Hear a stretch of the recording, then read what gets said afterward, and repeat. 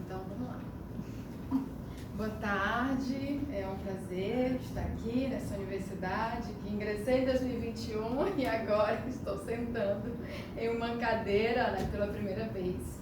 E ao lado da professora Célia, que a gente conhece pelos artigos e pelos prêmios. Que responsa! Então, vou trazer um pouquinho do meu campo de pesquisa que eu venho desenvolvendo aqui na URGS, no programa de História. E a história oral é a primeira vez que eu me aventuro nessa metodologia. Antes eu já tinha feito algumas entrevistas muito fechadas, assim, não, com professores, mas que não me dava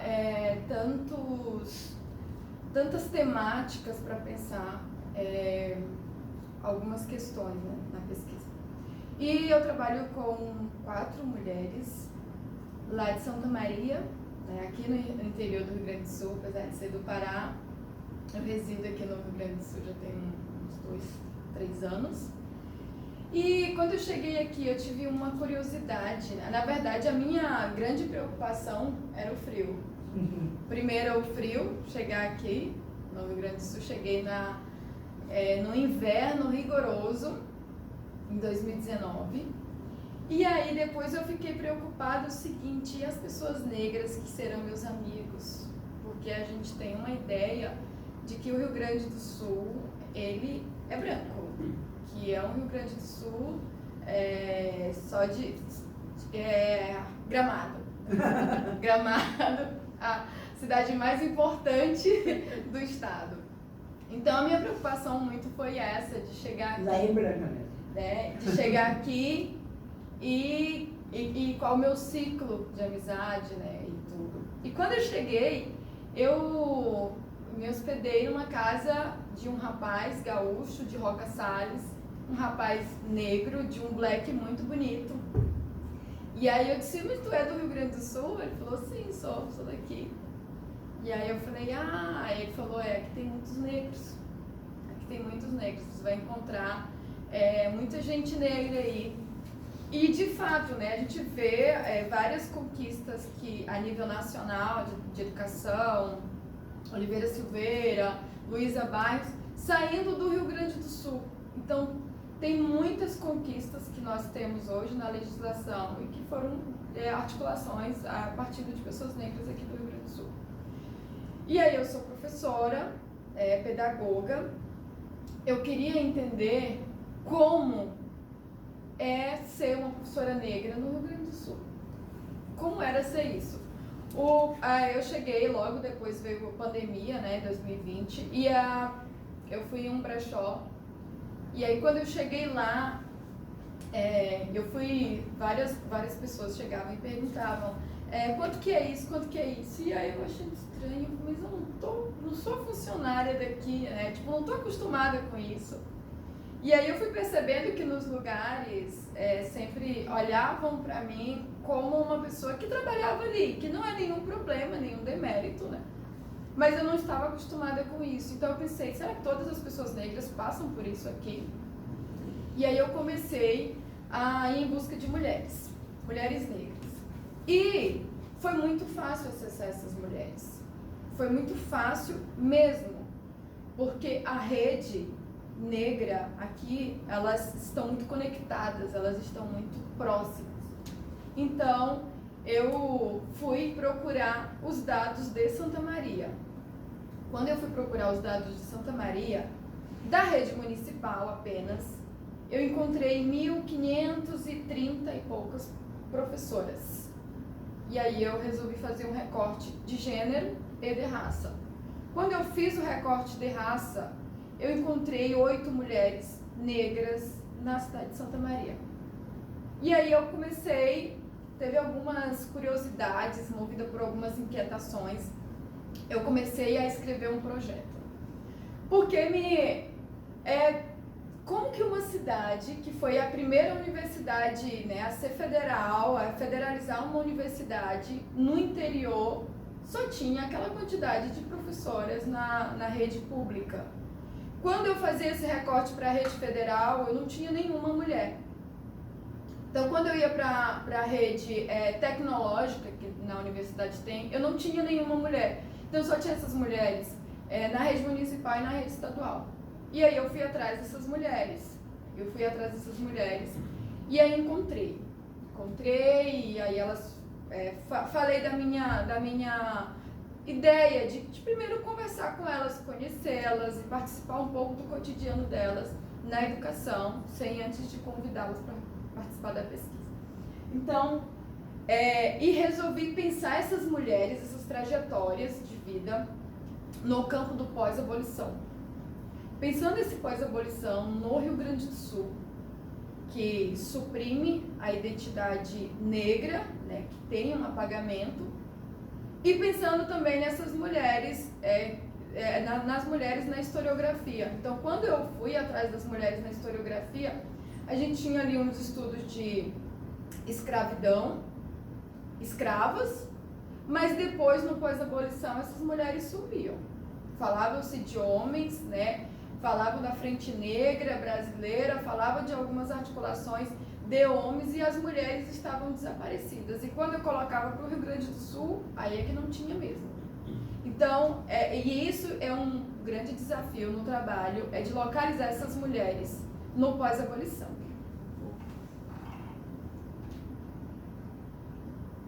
Então, o pós-abolição, ele surge assim como um campo muito fértil para a historiografia, e não só como um marco temporal, a partir de 13 de maio de 88, mas como um problema histórico, como que essas pessoas, a mobilidade dessas pessoas, a cidadania, a liberdade, quais os significados da liberdade para essas pessoas e os direitos, né? E se a gente for pensar, ele reverbera até os dias de hoje. Então, o campo se desenvolveu, maior produção a partir de 1980, só que até aí, quando a gente pensa no tempo presente, esse campo parece que ele é escasso. A gente está olhando ali para os descendentes, né, dos ex-escravizados, dos libertos, dos descendentes do ventre livre, e aí parece que a gente não tem isso para a atualidade. E aí eu resolvi fazer esse desafio de pensar essas mulheres no pós-abolição, no tempo presente. E quando eu comecei a conversar com essas mulheres, né, quem são essas mulheres? Então, a professora Fernanda Oliveira, que é a minha orientadora, ela tem me ajudado a pensar um pouquinho disso a partir de algumas trajetórias, biografias, né? De como que essas mulheres forjam suas trajetórias no pós-abolição, até a contemporaneidade. E como no Rio Grande do Sul, então a gente tem, essas mulheres precisam quebrar o mito da democracia racial e o mito da invisibilidade também nesse estado. E aí era esse a minha grande curiosidade a partir das trajetórias dessas mulheres, de entender como que elas forjavam suas trajetórias nesse estado. E quando eu dizia para elas assim, né, com o meu primeiro contato, né, mas a minha curiosidade, porque quando eu vim, e os negros do Rio Grande do Sul? E elas olhavam assim e diziam, inventaram, é como se inventaram isso, né? Elas falavam tanto de negro que tem aqui, né? E aí elas davam umas risadas assim, sarcásticas de assim, nós estamos aqui, nós existimos. Então, eu comecei a elaborar todo um questionário assim, totalmente aberto, a partir de temáticas, infância, família, casamento, filhos, formação, para poder deixar muito aberto para as respostas. Então, teve entrevista que durou 5 horas, teve entrevista que começou ali 5 da tarde e meia-noite a gente estava fazendo um caldo no inverno e conversando, e aquilo ali foi. E foi muito tranquilo essas mulheres. Eu acredito que por ser uma mulher negra também, né? Então, teve algumas conversas,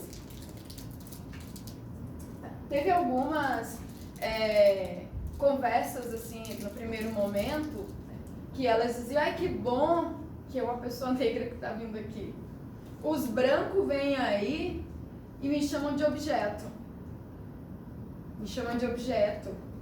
Porque o primeiro momento que eu falava para ela, vocês, protagonistas, sujeitos da história, sujeitos históricos. E ela falou, vem um monte de gente aí, vem me fazer entrevista e depois somem. Não sei para onde que vão. E agora eu não faço mais isso porque eu não sei para onde a minha gravação está indo, né? Então foi muito fácil e também por levar um pouquinho da minha história, assim, antes de chegar nelas, assim, quero fazer uma pesquisa. Então, a gente teve primeiro um contato, uma vivência, né? Teve professoras que eu saí com elas pro shopping, ajudei, fui pra escola, né? Elas me chamavam, vem aqui pra escola que vai ter uma apresentação, vem aqui participar. Então, eu participei um pouco antes de realizar essas entrevistas. E aí, Então, quem são essas mulheres? Essas mulheres são professoras, e elas são professoras negras, autodeclaradas pretas, são mulheres retintas. E isso é um dado bem importante depois nas perguntas. Porque embora elas se entendam como mulheres negras por causa da cor, em alguns momentos da vida, como por exemplo na juventude e na vida, na juventude ali, quando começam os relacionamentos, elas vão perceber que por elas serem negras, acontecem algumas coisas, como por exemplo, não ter um parceiro, não serem escolhidas nos relacionamentos ou nos grupos de amizades. Então, isso é interessante para pensar quando eu fazia entrevista, mas a gente sabe que é negro, que é preto, que é retinto. E como que a gente vai se dar conta de ser uma mulher? Então é uma construção, para elas é uma construção de uma identidade. E que essa identidade foi roubada justamente pelo processo de escravidão, pela negação de ser negro, pelo processo de branqueamento. E aí que agora essas mulheres que têm a faixa etária entre 38 e 60 anos, né, vem falar, vem construir suas narrativas, de olhar para um passado e dizer, hoje eu sou uma mulher negra, né? Hoje eu me entendo como uma mulher negra, eu entendo que eu passei por isso, que eu precisei fazer isso. Então elas são mulheres negras, elas fazem parte da primeira geração em sua família a ingressar no ensino superior na Universidade Federal. Até então, ninguém da sua família tinha tido formação no ensino superior. Alguns pais tinham começado a estudar no ensino fundamental, mas não tinham terminado nem a quarta série, então elas são as primeiras. E aí tem um recorte geracional, né? Porque eu tenho 3 mulheres que elas ingressam na Universidade Federal de Santa Maria no final dos anos 80, início de 90, dos anos 90. E aí tem uma outra mulher que ela ingressa em 2008. Em Santa Maria, as cotas elas foram aprovadas, né, ações afirmativas, a partir de uma resolução da universidade, em 2007. Então, essa mulher que ela entra em 2008, ela entra via ações afirmativas. Então, tem essa diferença. Então, quando eu vou conversar com elas, né, a minha ideia é de entender como que elas constroem as suas trajetórias a partir da educação. Eu puxo o fio da educação para pensar o pós-abolição, para pensar como que esse direito ele se efetiva nessas vidas, nessas famílias, né? Então, elas são as primeiras a terem um acesso ao ensino superior. E aí, quando eu vou perguntar para elas, e as pessoas negras, quando você fez o ensino superior? Não tinha.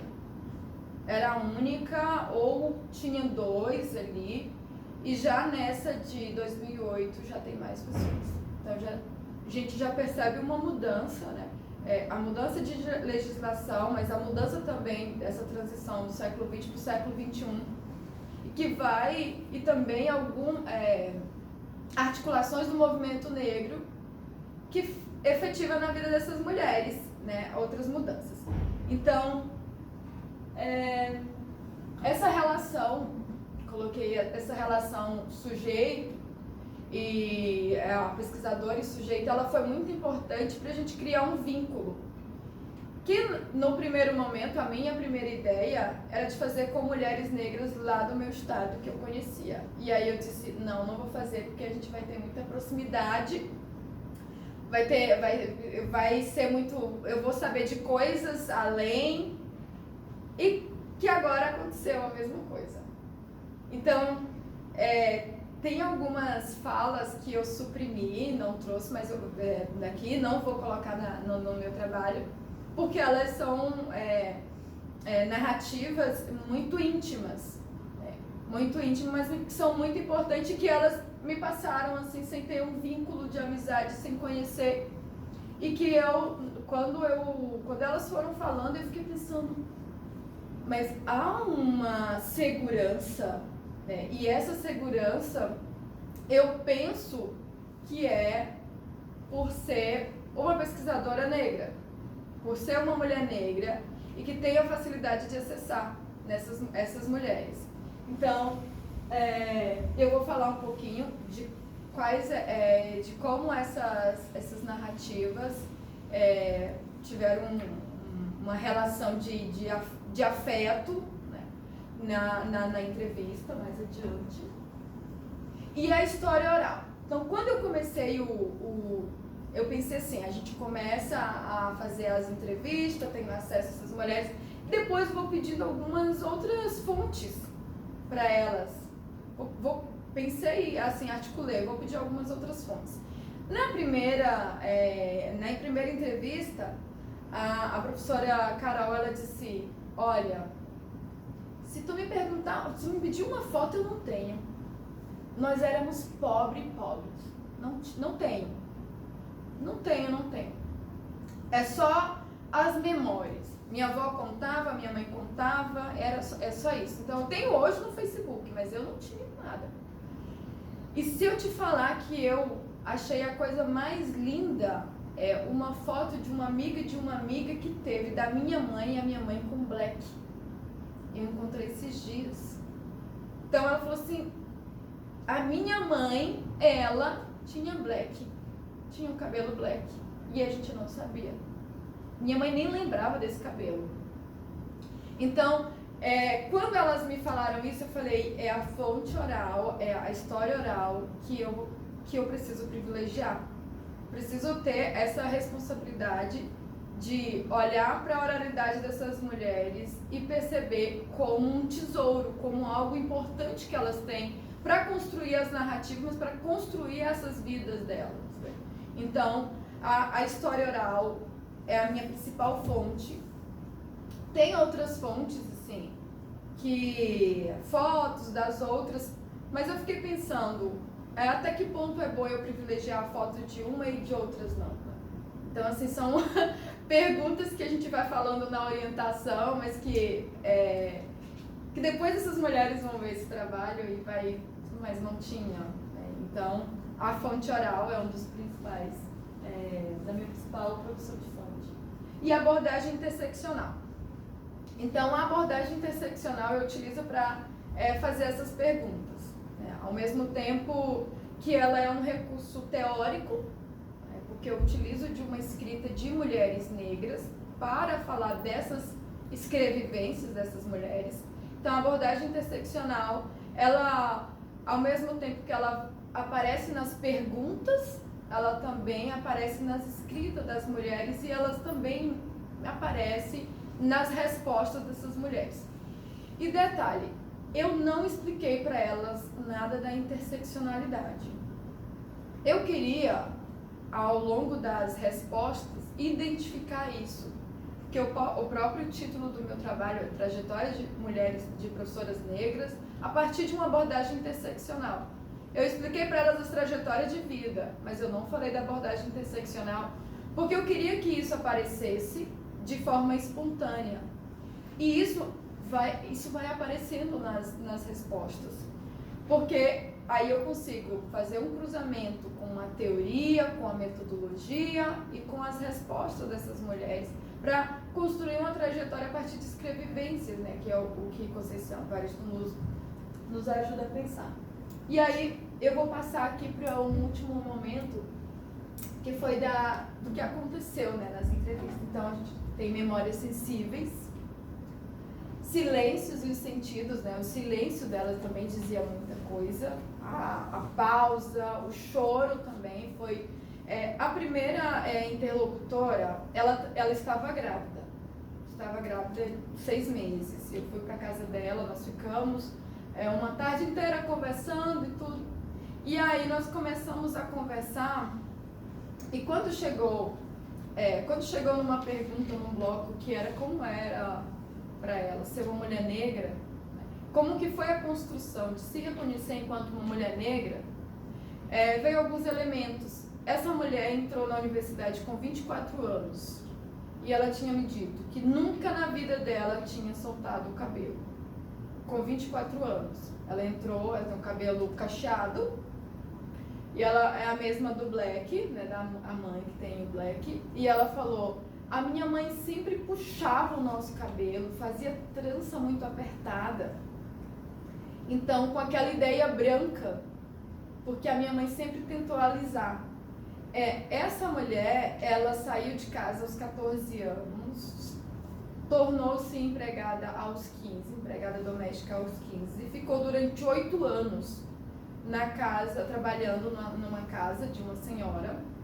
A mãe dela era empregada doméstica, a avó era também.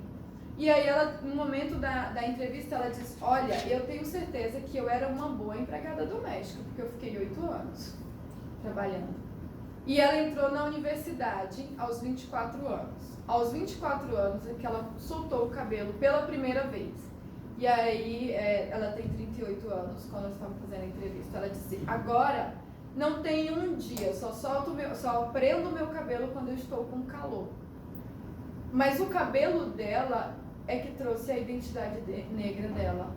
O cabelo dela fez ela entender que ela era uma mulher negra, para além da cor. Então o cabelo foi importante.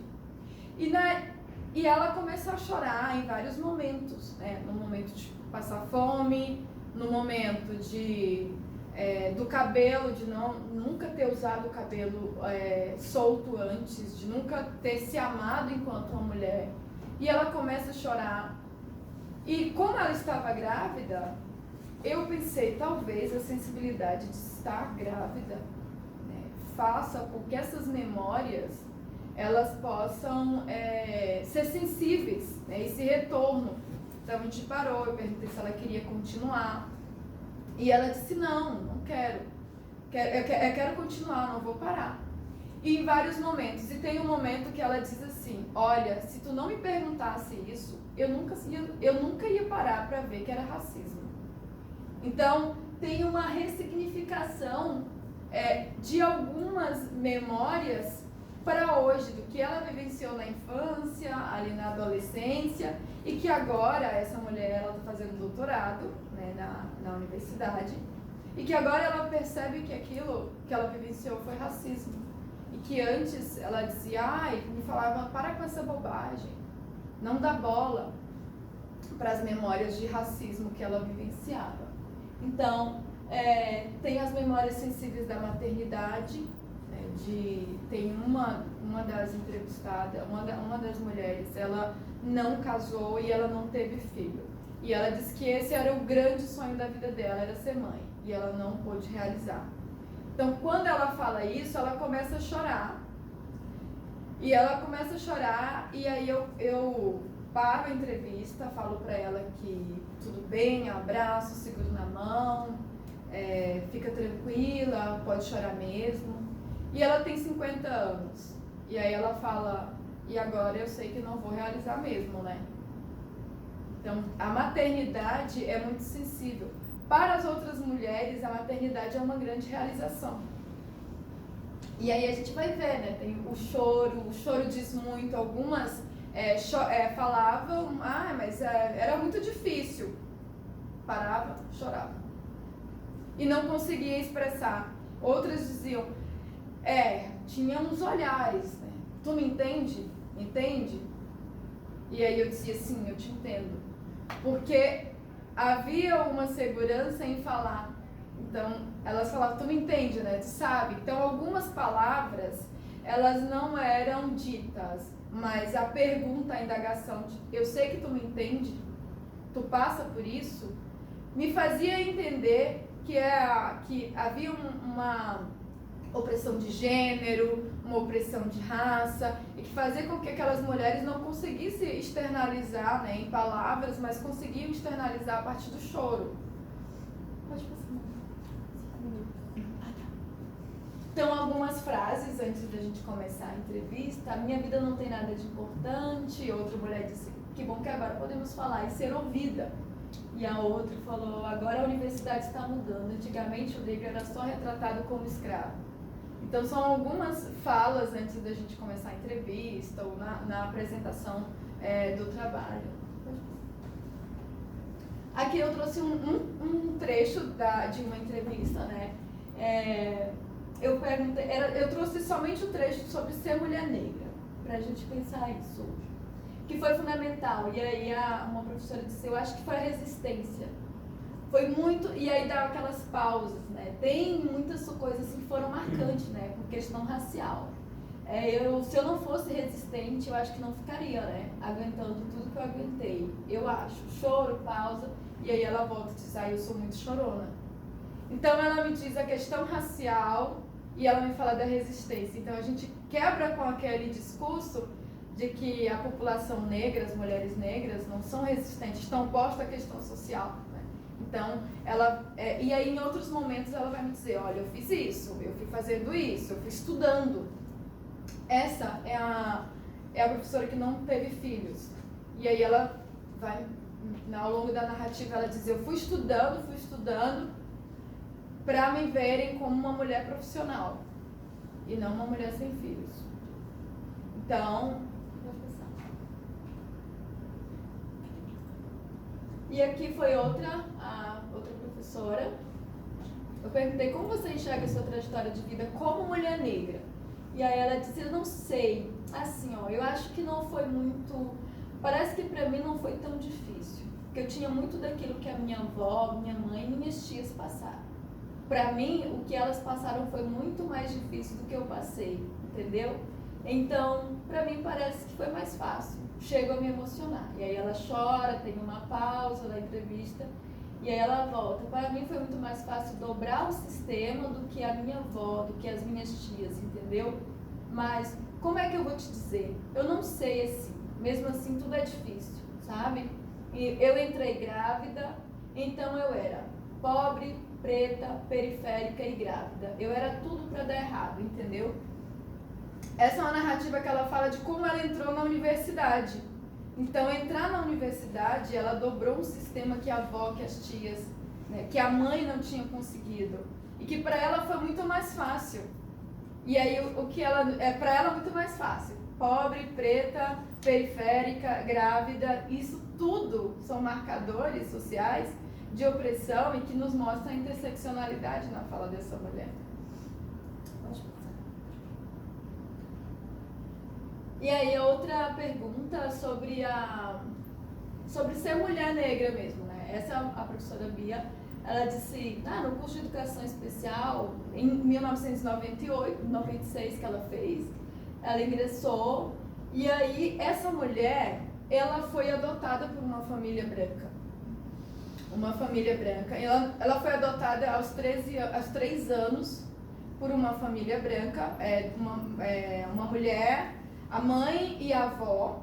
Ela não teve nenhum referencial de negritude. A família era rica, ela até fala Simões Pires, dessa família Simões Pires. Ela não tinha um referencial de outras pessoas negras. Então ela viveu o tempo todo com pessoas brancas. E aí, ela sempre achou que ela era a única negra da face da terra. Então, tinha algumas músicas, até ela cantarolou pra mim assim, né? É negra do cabelo duro. eu achava que aquela música era feita pra mim, exclusivamente pra mim. Porque ela não tinha outro referencial. Ela foi retirada da família, do pai, porque não foi filha de criação. O pai e a avó viviam na fazenda dessa família. Era como se fosse da família, ela inclusive fala essa frase, né? Ah, meu pai, minha avó era como se fosse da família. E ela não tinha, então ela sempre vai falando na educação básica que ela era única. Quando ela entra no ensino superior, e aí é diferente, porque ela encontrou amigos negros e ela disse que, não sou só eu. Que inclusive a família desses amigos dela é integrante do movimento negro.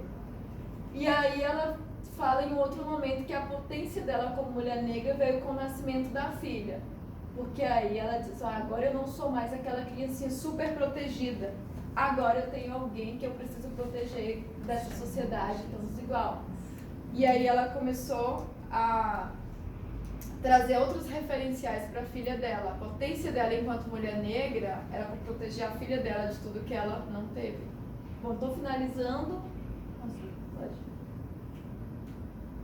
Então, para as considerações finais, né, desse primeiro momento, é que essas trajetórias nos afirmam essas narrativas nos afirmam uma existência negra no sul do sul, né? Aqui nesse espaço, a existência delas na universidade, a existência dessas mulheres no trabalho, na sociedade, a oralidade como uma fonte importante para elas construírem as suas narrativas, construírem as suas trajetórias, afirmar essas existências e também construir contra-narrativas eurocêntricas de que afirmam que elas não existem. Né? Então, estou aberta a perguntas.